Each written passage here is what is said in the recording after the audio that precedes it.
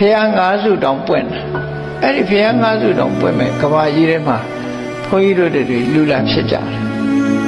လူလာဖြစ်တဲ့အခါမှာပထမဖះတို့ကတွေးလိုက်သလားမတွေးလိုက်ဘူးလားလည်းမပြောနိုင်ဘူးပေါ့မတွေးလိုက်ဘူးဆိုရင်လွဲချော်ခဲ့တယ်ဒုတိယဖះတို့ကရောဆိုမတွေးလိုက်ဘူးဆိုရင်လွဲချော်ခဲ့ပြန်တတိယဖះပွင့်တဲ့ချိန်တုန်းကလည်းလွဲချော်ခဲ့ပြန်စတုထအခုလက်ရှိဂေါရမဘုရားလက်ထက်မှာလည်းတတ်တော်ထေရှားမမိလိုက်ဘူးသို့တော့မြတ်စွာဘုရားရဲ့ဓာတ်တော်မွေတော်တွေဘုရားဟောတဲ့တရားတွေအပြည့်စုံကြားနာခွင့်ရနေတော့ဘုရားတွေးရလိုက်တယ်လို့ကံကောင်းတယ်လို့ပြောနော်ဘုရားကိုဘုရားရဲ့အဆုံးအမတရားတော်တွေကိုသိရှိကြားနာခွင့်จิตသုံးလိုက်နာခွင့်တရားအထုတ်ခွင့်တွေရတယ်ဂေါရမဗုဒ္ဓကိုတော့မမိလိုက်ဘူးလို့မဆိုရအောင်မိလိုက်တယ်လို့ဒီလိုပြောအဲ့ဒါကိုမမိမလျော့တို့တွေဟာ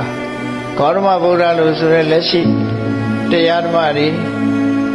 အဆုံးအမတွေတည်ရှိနေတဲ့မြတ်စွာဘုရားရဲ့သာသနာတော်နဲ့ကြုံတွေ့ပြီးလူဘဝရောက်နေကြတယ်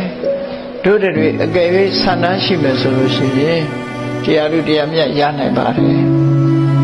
ချင်းကြံကြုတ်ကိုအားထုတ်နေမယ်ဆိုရင်စာပေကျမ်းကမှာဘယ်လောက်ထိအောင်အားပေးထားတော့ဆိုလို့ရှိရင်အေးတရားနိလန်းတိုင်းချစ်နေမမှန်ကန်ကန်သာချစ်နေခရီးမျိုးခရီးလိုပဲဘလောက်ဝေးတဲ့ခရီးပဲဖြစ်ဖြစ်ကုန်းချောင်းလျှောက်နေလမ်းဆုံးရင်ရောက်မှာလမ်းမဆုံးသေးရင်တော့မရောက်သေးဘူးအဲ့ဒါလိုပဲမြတ်စွာဘုရားဟောကြားထားတဲ့မစ္စည်းမပฏิပဒါမခင်လမ်းကြောင်းကြီးကိုရှောက်နေမယ်ဆိုလို့ရှိရင်မြတ်စွာဘုရားအခုငယ်ရွယ်တဲ့အချိန်တို့မသေးခင်ဒီတရားဓုတရားမြတ်မရဘူးအေးသေကနေ့အချိန်ရောက်လို့သေတော့မယ်ဆိုတာကိုလူကသိလာပြီဆိုတဲ့အခါမှာရင်းနစ်ပြီဆိုရင်တွေ့တာဖမ်းဆွဲတတ်တယ်လို့ပဲသေတော့မယ်ဆိုတဲ့အချိန်မှာဆွတ်လွတ်ပြီးတော့တရားဟောချင်တော့တာအဲ့ကြဘဝတစ်ခုကဆွတ်လွတ်ရတော့မယ်ဆိုတဲ့အချိန်မှာကြောက်လာတယ်တစီ6တဲ့ကဣတိပိသောဂုံရွတ်တယ်လို့ပေါ့နော်အဲ့ဒါလို့နေမှာသေတော့မယ်ဆိုတဲ့အခါမှာတရားကိုအပြတ်အားထုတ်အဲ့ဒါလို့အပြတ်အားထုတ်တဲ့ပုဂ္ဂိုလ်တွေဟာသေကနီးလေးမှာတရားဓုတရားမြတ်ရသွားနိုင်တယ်ဆိုတဲ့အခွင့်အရေးပေးထားတယ်ဒါဖြင့်သေတဲ့အချိန်လေးမှာတရားဓုမရဘဲနဲ့လွဲချော်သွားတယ်ဆိုရင်အေးတရားထုတ်ရင်သေသွားသည့်အတွက်ကြောင့်တမဲတဖို့မရလိုက်ပါဘူးဆိုပါစို့နတ်သွားဖြစ်တယ်နတ်ပြည်မှာသွားဖြစ်တယ်နတ်ပြည်သွားဖြစ်တဲ့အခါကျတော့လူဘဝတုန်းကသင်ယူအထုတ်ခဲ့တဲ့တရားတွေချက်ချင်းကြီးတတိကိုယ့်ဘက်ကိုတတိရပြီးတော့ချက်ချင်းတရားဓုရသွားတယ်တဲ့နတ်ဘဝမှာတရားဓုရသွားအကယ်၍ကိုယ့်ကိုရုတ်တရက်အိယာကဖြတ်ခနဲ့နိုးလာတယ်လို့အသေးအစမ်းနေနဲ့အတိတ်ဘဝကိုမစင်စားမိသေးတဲ့အချိန်မှာဆိုလို့ရှိရင်လေတကယ်ချင်းပေါင်းတဲ့နတ်ပြည်ရောက်နေတဲ့ပုဂ္ဂိုလ်တွေကနှုတ်ဆက်စကားပြောကြပြီးတို့ဘယ်တော့မှဒီတရားတွေကျင့်ခဲ့တာလို့ဆိုတာတွေကိုပြောလိုက်ရင်ချက်ချင်းတတိယပြီးတရားဓုတရားမြတ်ရသွားတယ်ဒီလိုဆိုနော်အဲ့လိုမဟုတ်ရင်လည်းပဲနတ်ပြည်မှာလည်းပဲတရားပွဲတွေရှိတယ်တဲ့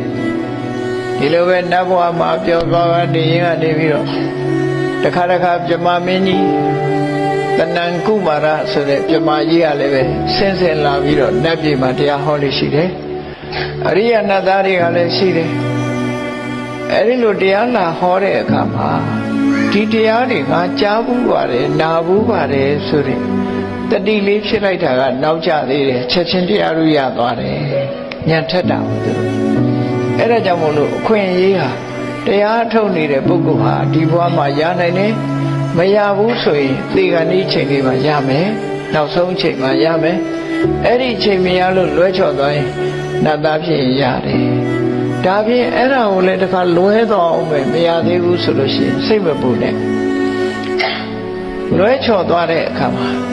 နောက်ဖျားတဆူနဲ့တွေ့ပြီးတရားဟောလိုက်တာနဲ့ဝိသခါရောလို့ပေါ့ခုနှစ်နှစ်အရွယ်လေးမှာဖျားဟောလိုက်တဲ့တရားနာလိုက်တာနဲ့ပဲတရားဓုရသွားနိုင်တယ်ဒီလိုဆိုတယ်နော်တခါအဲ့ဒီဖျားပွင့်တာနဲ့မကြုံဘူးလွဲချော်နေပြန်ပြီ တရားသူမရဘူးဆိုလို့ရှိရင်